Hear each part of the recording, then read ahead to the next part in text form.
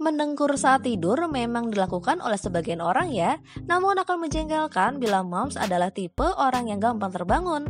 Ada loh moms cara alami menghilangkan kebiasaan mendengkur atau ngorok. Tonton videonya sampai habis yuk moms.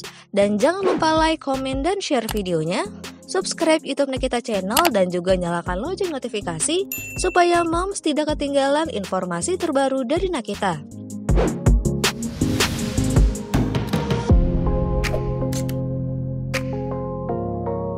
Menurut ahli, mendengkur dapat diatasi dengan mengetahui penyebab terjadinya dengkuran terlebih dahulu. Jika penyebabnya adalah kegemukan, maka Dets perlu diet dan mulai hidup sehat dengan melakukan aktivitas fisik.